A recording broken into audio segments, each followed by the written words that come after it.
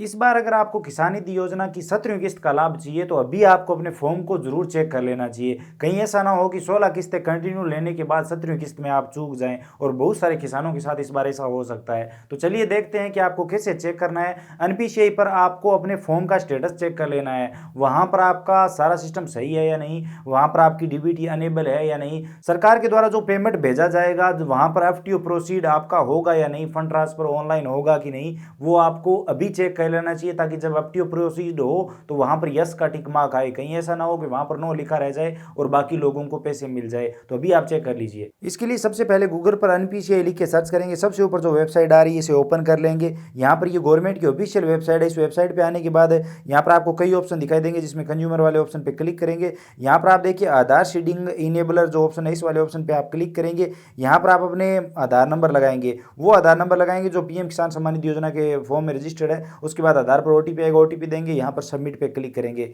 आधार number दर्ज करके captcha code दर्ज करके यहाँ पर ओटीपी सबमिट करते ही यहाँ पर स्टेटस आ जाएगा।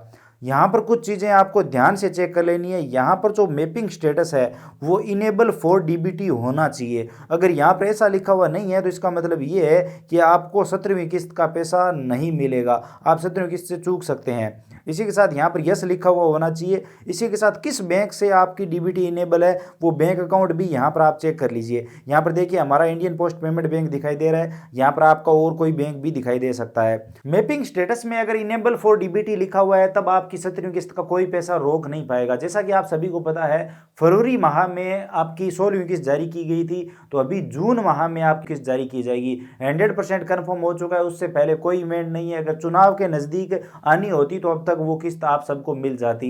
अब आपको जून माह में किस्त मिलेगी, और जहां तक पता चल रहा है जून माह के आखिरी सप्ताह में आपको ये पैसे देखने को मिल सकते हैं आप सबके खाते में। और जब भी किस्त जारी की जाएगी तो पीएम किसान सम्मान निधि योजना की ऑफिशियल वेबसाइट पर यहाँ पर एक डेट भी मेंशन कर दी जाएगी। जैसा कि यहाँ पर 16वीं किस्त के लिए डेट मेंशन की गई है, ठीक इसी तरह से 17वीं किस्त के लिए भी डेट दे दी जाएगी। तो यहाँ पर जून माह से पहले अब किस्त नहीं मिलेगी, किस्त मिलने के आसार नहीं है। जून माह में या फिर जुलाई की शुरुआत में, जून माह के लास्ट में या फिर जुलाई की शुरुआत में आपको पीएम किसान सम्मान निधि योजना का पैसा मिलेगा।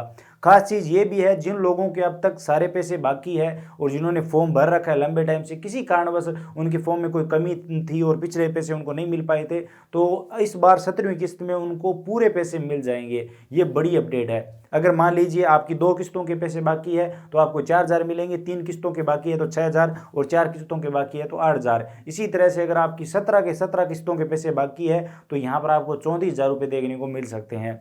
ये बड़ी अपडेट है। इस बार सबका हिसाब चुकता होगा अगर आपका फॉर्म सही है। इस तरह से चेक कर लीजिए, और केवाईसी होनी चाहिए आपके फॉर्म की, इसी के साथ लैंड सीडिंग भी होनी चाहिए। तो ये तीनों चीज़ें अगर है आपके फॉर्म में तो इस बार आपको 17वीं किस्त का पैसा 100% मिल जाएगा। ये बहुत सारे किसानों के साथ ऐसा हुआ है कि कुछ किस्तें उन्हें कंटिन्यू मिली है और उसके बाद उनका जो यहाँ पर स्टेटस है, डीबीटी स्टेटस है, वो यहाँ पर रिजेक्ट लिखा हुआ आ चुका है। तो इसका मतलब आपकी डीबीटी रिजेक्ट हो चुकी है। तो इसके लिए आपका समाधान ये करना है आपको, अगर आपका एफडीओ प्रोसीड नहीं हो रहा है तो इसका मेन मुख्य कारण आपका बैंक अकाउंट ही है। तो इसके लिए आपको क्या करना है, आपको अपने बैंक अकाउंट की केवाईसी करवानी है। आपको बैंक में जाना है, उन्हें डीबीटी इनेबल करने के लिए बोलना है। जैसे अगर आपका एसबीआई का अकाउंट है, पीएनबी का, एचडीएफसी का है, तो आप अकाउंट में बैंक ब्रांच में जाकर ये बोल सकते हो। अगर हो जाता है तो आप इस तरह से चेक कर सकते हो। अगर वहां पर अपडेटेड लिखा हुआ आ जाता है तो इसका मतलब आपका एफडीओ प्रोसीड यस हो जाएगा और आपका फंड ट्रांसफर ऑनलाइन हो जाएगा, आपको पैसे मिल जाएंगे अगली किस्त के।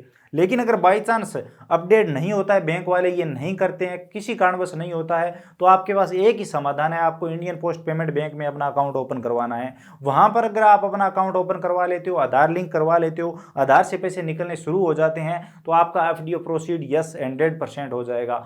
आई होप आपको ये वीडियो इन्फॉर्मेटिव लगा होगा।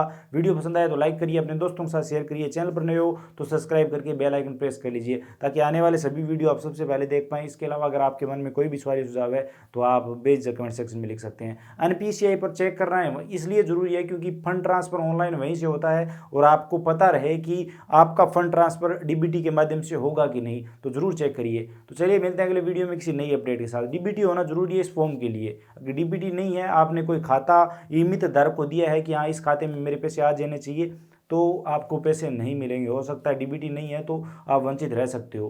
तो चलिए मिलते हैं अगले वीडियो में। चैनल को सब्सक्राइब जरूर करिए।